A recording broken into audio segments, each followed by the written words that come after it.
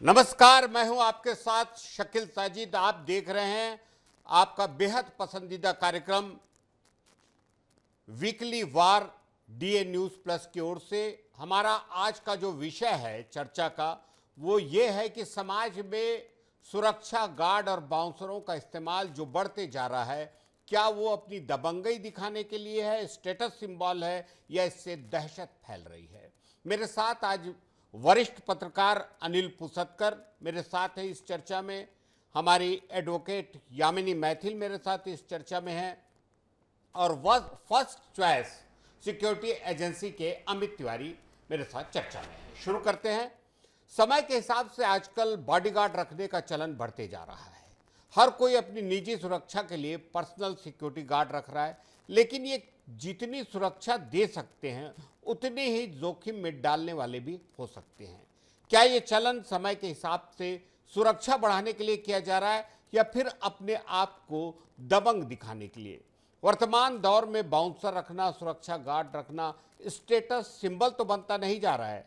अनिल पुसतकर जी से मैं पूछना चाहूँगा, वरिष्ठ पत्रकार हैं, इस मुद्दे पर उनके क्या विचार हैं?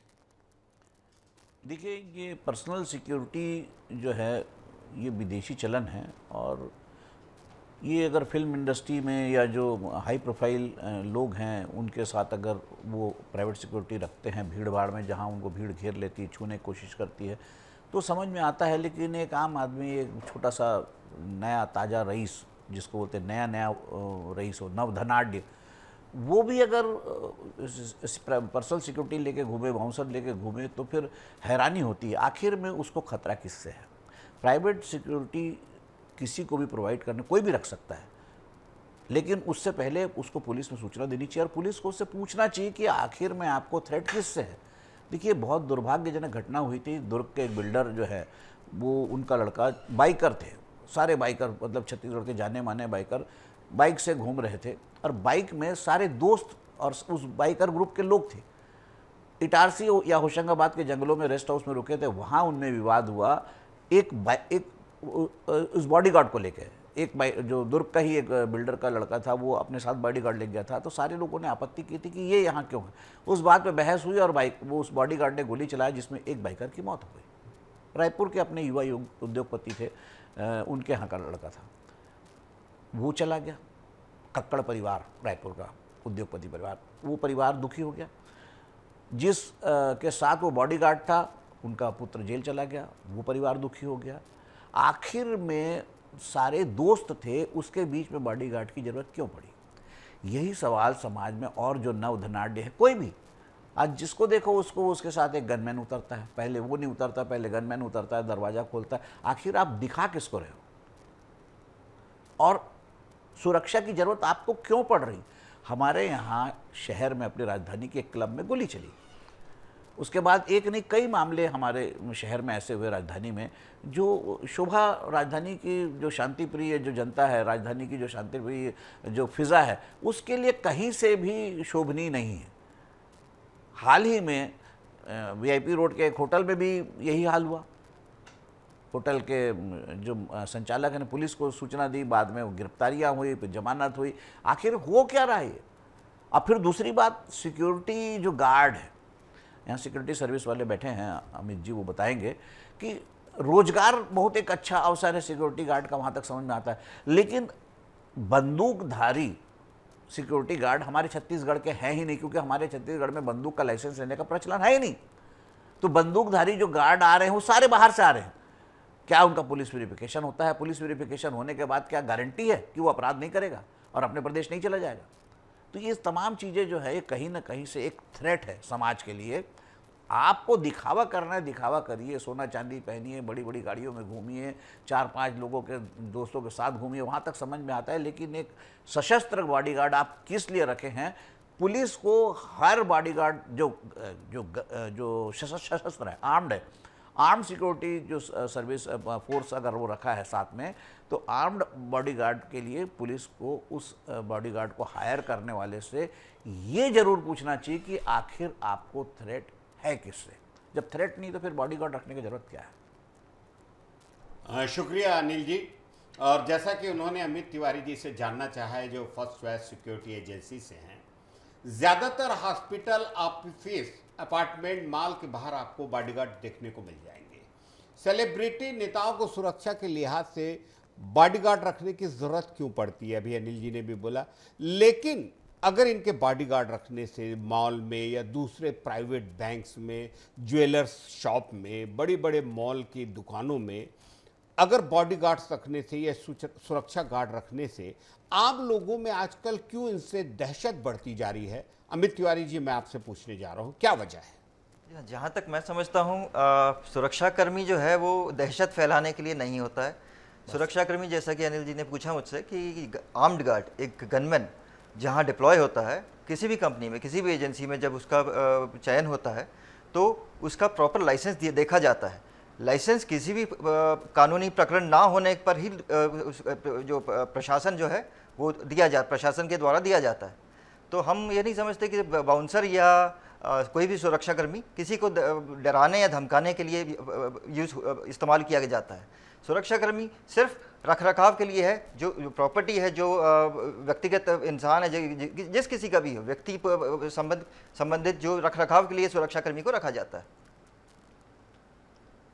हाँ, शुक्रिया अमित, आपने कोशिश की कि आप बताएं कि सुरक्षा कर्मी जो रखे जा रहे हैं, सुरक्षा गार्ड या बाउंसर जो आप लोग दे रहे हैं, लोगों को ये सर्विस दे रहे हैं, इस मुद्दे पर हमने कोशिश की एडिशनल एसपी लखन पटले साहब से बात करने की, और हमें बड़ी खुशी है कि हमारे रिपोर्टर भूपेश टांडिया ने लगातार सुरक्षा गार्ड और बाउंसरों के बढ़ते इस्तेमाल से जो दहशत, जो दबंगता बढ़ रही है, इस मुद्दे पर हमारे एडिशनल एसपी लखन पटले जी से बात की। उन्होंने उनसे क्या सवाल जवाब किया, आइए सुनते हैं भूपेश से लखन पटले जी की ये बातचीत।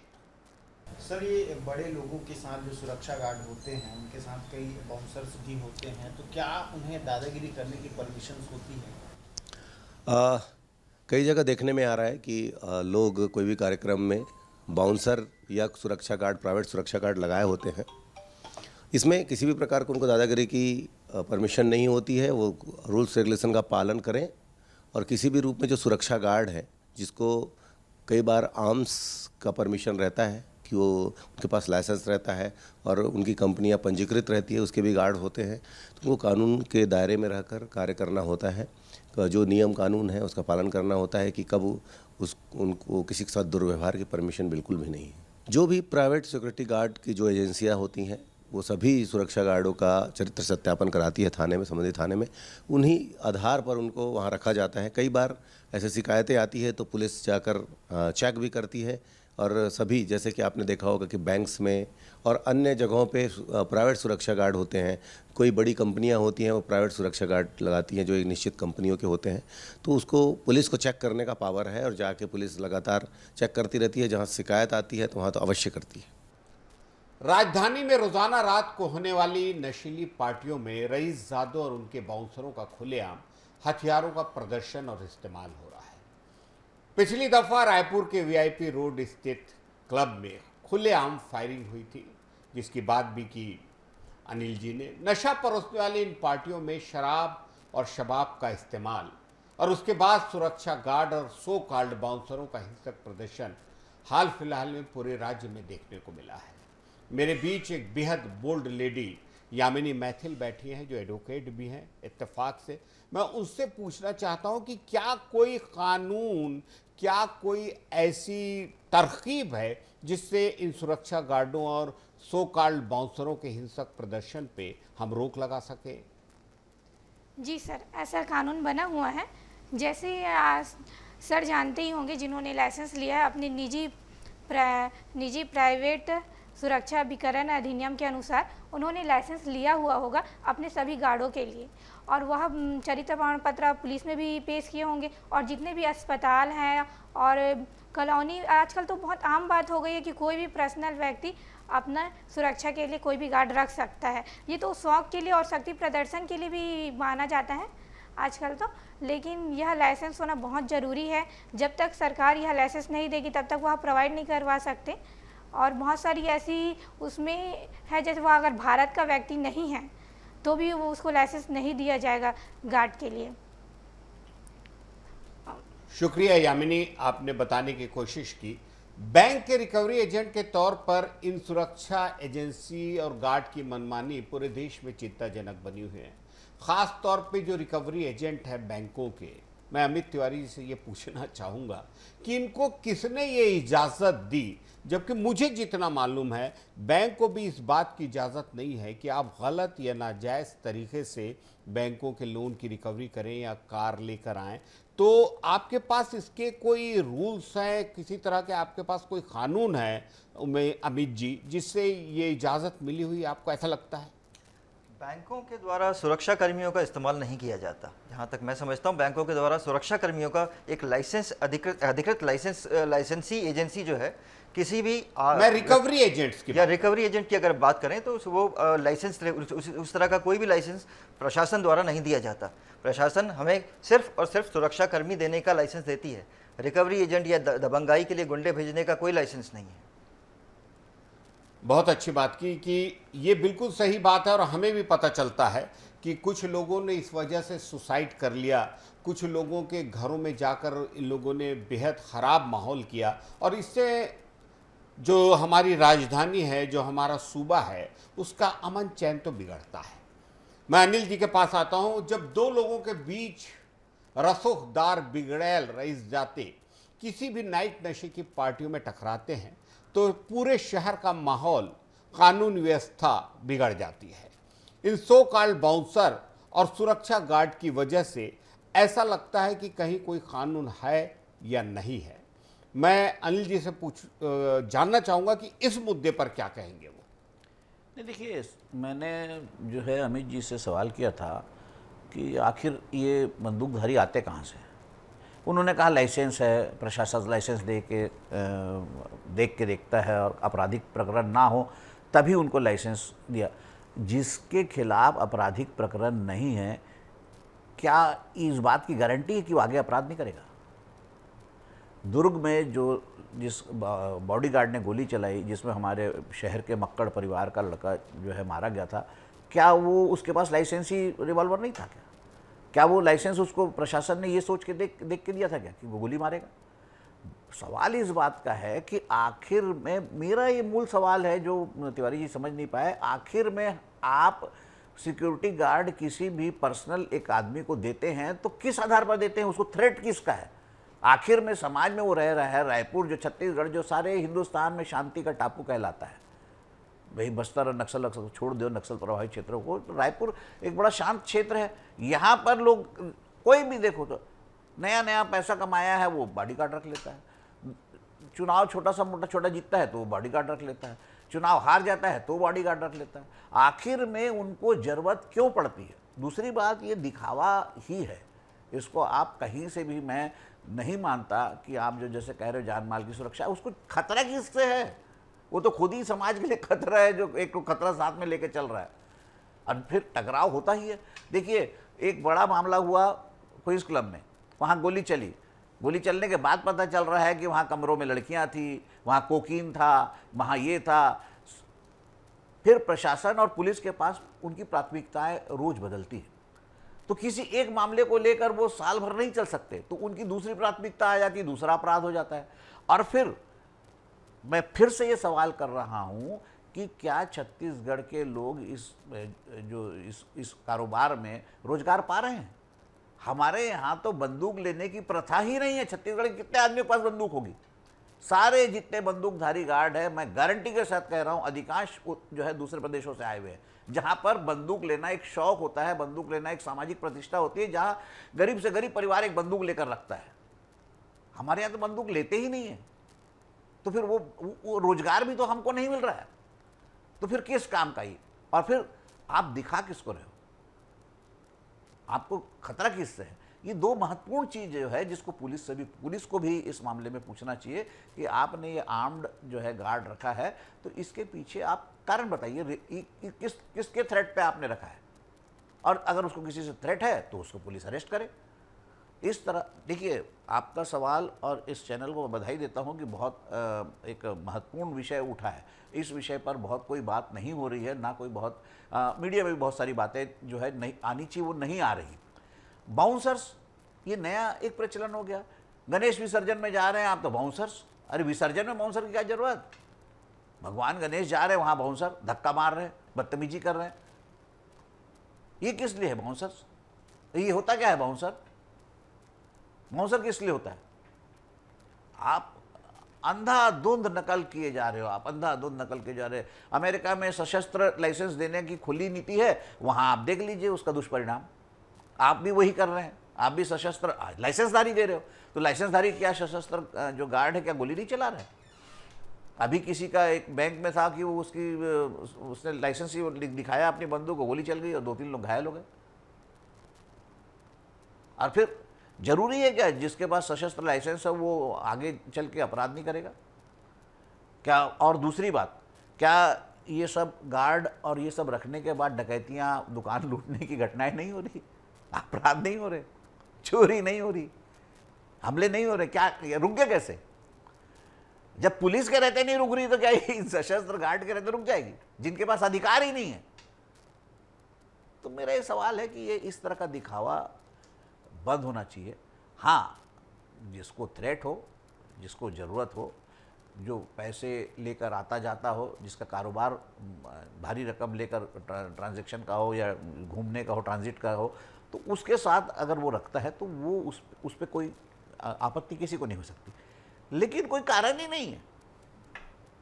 बिल्कुल ठीक कहा अनिल जी ने। स्टेटस सिंबल के तौर पे अगर कोई रख रहा है तो शायद ये आपत्तिजनक हो सकता है, लेकिन उसके साथ उन्होंने ये भी बात जोड़ी है जो मेरे ख्याल से अमित भी इस बात से सहमत होंगे कि अगर कोई ऐसा व्यापार कर रहा है, चाहे वो ज्वेलर्स शॉप हो, चाहे वो आपकी नॉन बैंकिंग फाइनेंस कंपनी हो, या जिसमें रुपयों का लेन देन, बड़े बड़े आपके वो हों, क्या बोलते हैं, मॉल हो, जहाँ पे रुपयों का लेन देन, बड़ी बड़ी दुकानें हों कपड़ों की, रुपयों का लेन देन आना जाना लगा रहता है, ज्वेलर्स के पैसे आते जाते हैं, वहाँ पर आप लोग जो सुरक्षा गार्ड देते हैं, सिक्योरिटी गार्ड देते हैं, बिल्कुल वाजिब है। लेकिन बाकी जगह पर और उनको भी देखकर अमित, मैं चाहूँगा कि आप लोगों को इस पे ज़रूर ध्यान देना होगा। क्या विचार है आपके? देखिए, जहाँ तक सुरक्षा, जैसे कैश इन ट्रांजिट की बात की अनिल सर ने, तो कैश इन ट्रांजिट के लिए हम लोग गनमैन, सशस्त्र जो गार्ड है उनको दिया जाता है। उसके अलावा जहाँ तक बात है गनमैन प्रोवाइड करने की पर्सनल पार्टीज़ में, तो जहाँ पर्सनल किसी भी क्लब में या किसी भी ऐसी संस्था, ऐसी जगह पे जहाँ पे पर्सनल पार्टी चल रही हो, तो उस पर्टिकुलर क्लब या उस पर्टिकुलर जो संचालन है उसकी भी जिम्मेदारी बनती है कि क्या वो गनमैन को अंदर अलाउ करे, क्या वो कोई भी रसूखदार हो, कोई भी बड़ा से बड़ा इंसान हो, अगर वो गनमैन के साथ किसी भी ऐसी जगह पे एंटर कर रहा है तो उसे रोकना, उसका गन किसी भी आर्म्ड इंसान को कहीं आप अपने ऑफिस में आप तो आप उन्हें अंदर घुसने नहीं देंगे। आप अंदर आने से पहले उनसे पूछा जाएगा कि ये बंदूक लेके आप अंदर कैसे आ सकते हैं। तो ये नैतिक जिम्मेदारी व्यक्ति विशेष की है। और जहाँ तक मैं समझता हूँ, जैसा साहब ने कहा कि कैश इन ट्रांजिट जहाँ होता है वहाँ एक आर्म्ड गार्ड जो है ज़रूरी है। बिल्कुल सही कहा अमित आपने, और हम भी समझते हैं कि आप लोग भी इसे बेहद संवेदनशील मामला मानते हैं।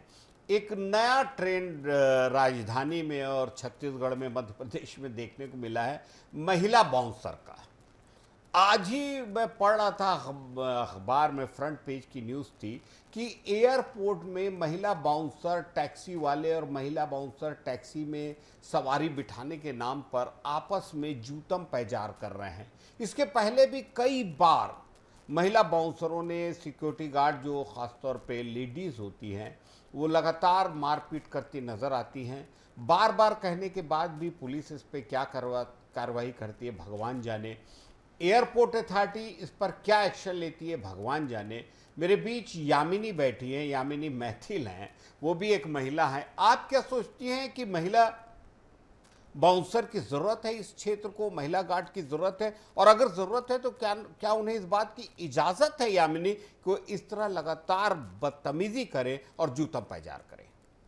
नहीं सर, मुझे यह लगता है कि महिला गार्ड अगर सुरक्षा के लिए है तो वो सिर्फ महिलाओं के लिए होनी चाहिए, ना कि ऐसे मॉल के लिए, एयरपोर्ट के लिए। ये वहाँ पे तो वो खुद ही सुरक्षित नहीं है। जहाँ पे वो ऐसा अपना प्रदर्शन कर रही है, शक्ति प्रदर्शन कर रही है, नारी होने का जो दिखा रही है, वहाँ पे वो खुद ही सुरक्षित नहीं है। मैं ऐसा मानती हूँ। तो अगर वो महिला गार्ड अगर बहुत ज़रूरत है, तो जैसे नेताओं में होते हैं नेता महिला जो नेता होती है उनकी सुरक्षा में उनको रखा जाना चाहिए, तो वो सही रहेगा। बिल्कुल सही बात कही आपने और बिल्कुल मुद्दे की बात कही कि कई बार ऐसा होता है कि हम कोई लेडी सिक्योरिटी गार्ड हो या बाउंसर हो, उसे भी अगर कुछ नशे में शामिल लोग अकेले पाते हैं तो उनके साथ भी दुर्व्यवहार हो जाता है। ये भी बड़ा एक गंभीर मुद्दा है और लगातार हम ऐसा देख रहे हैं कि लड़कियां हों, बच्चियां हों, महिलाएं हों, बुजुर्ग महिलाएं हैं, उन सभी के साथ दुर्व्यवहार बढ़ रहा है और उसकी एक बहुत बड़ी वजह शराब और शबाब की इन पार्टियों में है, जहां पर इन सुरक्षा गार्ड, इन बाउंसरों का इस्तेमाल बढ़ता जा रहा है, हो रहा है। आज हम इस मुद्दे पर आप सबसे बात कर रहे थे। वक्त की नज़ाकत होती है कि हम और ज़्यादा इस बेहद संवेदनशील मुद्दे पे बात नहीं कर पाते हैं, लेकिन मुझे बड़ी खुशी है कि आज मेरे साथ जो पैनलिस्ट थे, वरिष्ठ पत्रकार अनिल पुसतकर, उनका मैं शुक्रिया अदा करना चाहता हूं कि उन्होंने बड़ी दबंगता से अपनी बात कही। फर्स्ट चॉइस सिक्योरिटी एजेंसी के अमित तिवारी, उनका भी शुक्रिया इस बात के लिए कि लोग भागते हैं इस मुद्दे पर सिक्योरिटी एजेंसी की तरफ से अपनी बात रखने, लेकिन उन्होंने बोला कि नहीं मैं आऊँगा, वो आए और इस मुद्दे पर अपनी बात कही। हमारे एडिशनल एसपी लखन पटले भी हमारे साथ शामिल हुए अपने ऑफिस से माइक 2, उन्होंने भी इसके कानून व्यवस्था पर बात की, मैं उनका भी शुक्रगुजार हूँ। और यामिनी, उन्होंने इस मुद्दे पर महिलाओं का पक्ष रखा, कानून का पक्ष रखा, इन सभी का मैं बेहद शुक्रगुजार हूँ। डीए न्यूज़ प्लस की ओर से हम फिर आपके साथ किसी और मुद्दे को लेकर हाजिर होंगे। आज के लिए इतना ही। बात निकलेगी तो बहुत दूर तलक जाएगी। नमस्कार।